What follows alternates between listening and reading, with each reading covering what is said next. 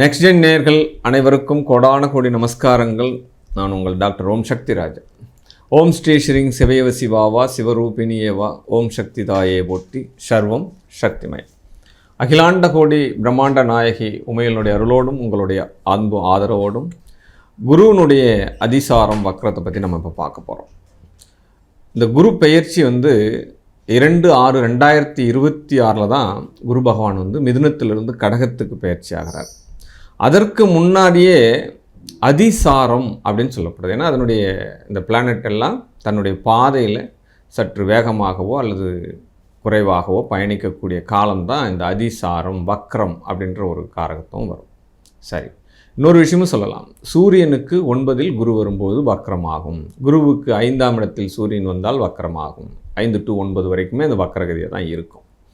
சரி, இது எப்போ நடக்குது அப்படின்னு பார்த்தோம் அப்படின்னா கரெக்டாக விசுவாவசு வருடம் ஐப்பசி மாதம் 1 தேதி 18/10/2025 மிதுனத்திலிருந்து கடகத்துக்கு குரு பகவான் மாறுறார். அங்கே ஒரு 27 நாட்கள் இருக்கிறார். அதற்கு பிறகு 11/11/2025 5/12/2025 வரைக்கும் அந்த குரு பகவான் கடகத்தில் வக்கர நிலையிலே இருக்கிறார். அது மட்டும் இல்லாத அந்த 5/12/2025 மறுபடியும் மிதுனத்துக்கே ரிவேர்ஸில் வரார். இப்படி கடகம் டு மிதுனம், மிதுனம் டு கடகம், இதுதான் அதிசாரம். அப்போ வக்ரம் 2 விஷயங்கள் இங்கே நடக்குது. ஆக்சுவலாக 11/3/2026 வரைக்குமே ஒரு 4 மந்த்து 120 நாட்கள் வக்ரகதியார். ஐப்பசி 1லிருந்து மாசி மாதம் 27ஆம் தேதி வரைக்கும் இந்த குரு பகவான் அதிசாரத்தில் வக்ரகதியாக இருக்கார். பட் இதனால் என்ன நடக்க போகிறது? ஏன்னா பெயர்ச்சி என்பது பலன். என்ன வருட கிரகங்கள் குரு பகவான், குரு தான் ஒரு ஜாதகத்தில் பரிகார கிரகம். இப்படி அந்த பரிகார கிரகம் அதிசாரம் வக்ரம் பெறதுனால 12 ராசிகளுக்கும் எப்படிப்பட்ட பாவக பலன் நடக்கப் போகுது? இது நடுவில் என்ன மிராக்கள் நடக்கப் போகுது? நாம் வளர்கிறோமா அல்லது பாதுகாக்கப்படுகிறோமா அல்லது வீழ்ச்சி அடைகிறோமா? இந்த 3 விஷயத்தை தான் நம்ம இப்போ டச் பண்ண போகிறோம். வாங்க உள்ளுர பார்க்கலாம். கர்ம ராசியான மகர ராசி அன்பர்களுக்கு இந்த குருவினுடைய அதிசாரம் வக்ரம் அநேக வெற்றிகள், எடுத்த காரியங்கள் அத்தனையும் ஜெயமாகக்கூடிய ஒரு காலம் சார். இந்த 4 மந்த்து உங்களுக்கு கொடுக்குற ஒரு ஆப்பர்ச்சுனிட்டி கொடுக்க போகிற அந்த குரு பகவான் எல்லாத்தையும் ப்ரிப்பேர் ஆகிக்கோங்க.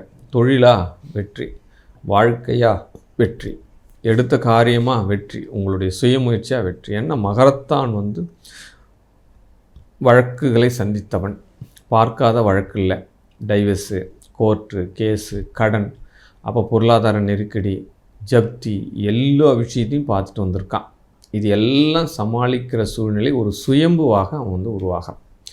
அப்படிப்பட்ட ஆளுக்கு இப்போ ஒரு ஜாக்பட் கொடுக்குறாருங்க குரு பகவான். ஒரு ஜாக்பட் கொடுக்குறார்.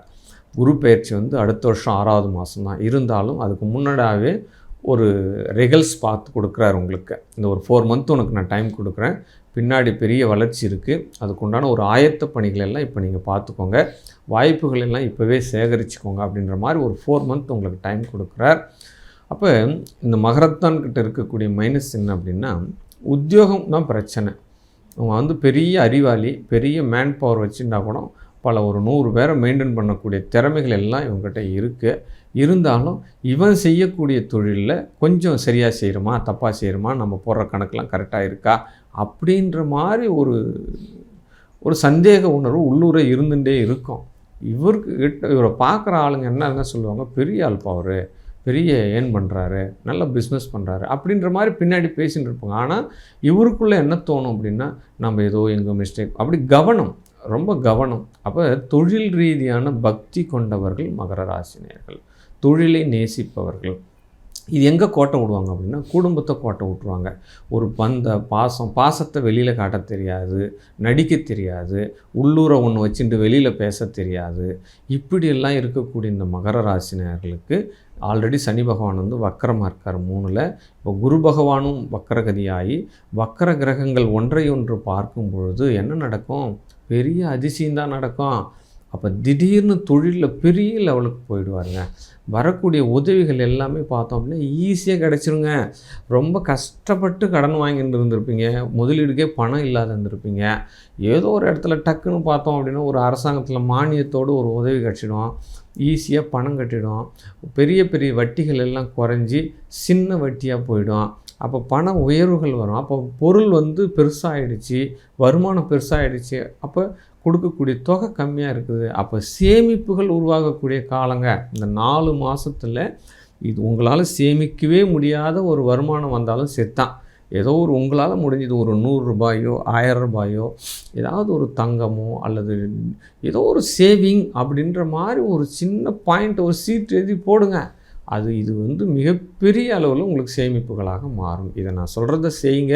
இந்த காலகட்டம் உங்களுக்கு இது நாள் வரை எனக்கு எந்த சேமிப்புமே நான் பண்ணலை, ஒரு குண்டுமணி தங்கம் கூட நான் வாங்கலை, ஏதோ நான் சம்பாதிக்கிற பணமெல்லாம் விரயமாக தான் போகுது, கடனாக தான் போகுது, வட்டியாக தான் போகுது, என்ன மகரத்தான் பொருள் அப்படி தான் சொல்லிட்டு இருக்கான்.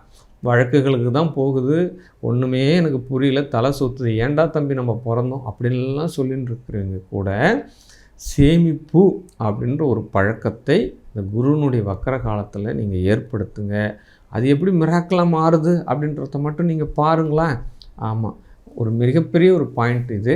அப்போ எந்த நாள், எந்த நேரம், எந்த காலத்தில் முத நம்ம ஆரம்பிக்கலாம் அப்படின்ற ஒரு விஷயத்தை மட்டும் உங்கள் ஜாதக ரீதியான ஒரு விஷயத்தை அறிஞ்சு அதை பண்ணுங்கள். மிகப்பெரிய அளவில் உங்களுக்கு சேமிப்புகள் உருவாகிறதுக்குண்டான வாய்ப்புகள் கிடைக்கும். அப்போ குடும்பத்தில் இருந்த கோளாறுலாம் சரியாகும். நீங்கள் ஓடுற குதிரை நிற்கவே வேண்டாம், ரேஸில் ஜெயிக்கக்கூடிய காலம் வந்துடுச்சு.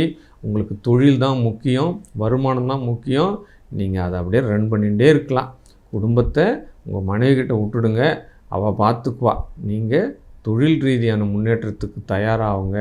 மிகப்பெரிய ஒரு தொழிலதிபர், மிகப்பெரிய ஒரு ஏர்ன் பண்ணுறதுக்கு, வாழ்க்கையினுடைய வெற்றிகளை சம்பாதிக்கிறதுக்கு, பல பேரை சூப்பர்சிங் பண்ணுறதுக்கு, அத்தனை விஷயத்திலையும் யோகம் கொடுக்கறதுக்கு இந்த குரு பகவான் உங்களுக்கு தயாராகிட்டார். எடுத்த காரியம் அத்தனையும் ஜெயம்.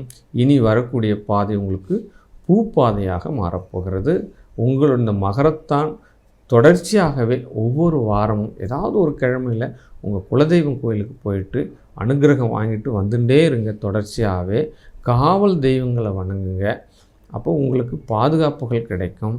தொழிலை நேசிங்க, தொழிலில் பயபக்தியாக இருங்க. உங்களுக்கு உண்டான காலம் வந்துடுச்சு.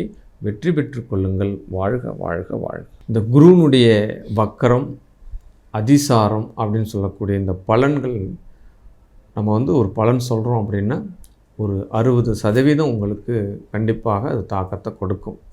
இன்னும் இந்த குருவினுடைய தொடர்பு, செவ்வாய், ராகு, சூரியன், சுக்கிரன், இந்த நவகிரகங்களுடைய தொடர்புகள் உங்கள் ஜாதகத்தில் இன்றைய கோச்சார ரீதிக்கு எப்படி சப்போர்ட் பண்ணுது, எந்த மாதிரியான பரிகாரங்களை செய்தால் என்னுடைய வாழ்க்கையில் கண்டிப்பாக உயர்வுகள் பெறலாம் அப்படின்ற பல கேள்விகள் உங்களுக்கு பதில் கிடைக்கணும் அப்படின்னா என்னுடைய தனிப்பட்ட வாட்ஸ்அப் குழுவுக்கு தொடர்பு கொண்டு உங்களுடைய சுய ஜாதகங்களை அனுப்பி கட்டணம் செலுத்தி உங்களுடைய ஜாதகங்களை பார்த்துட்டு உங்களுடைய வாழ்க்கையை வெற்றி பெற்று கொள்ளுங்கள். வாழ்க வாழ்க வாழ்க. சர்வம் சக்திமயம்.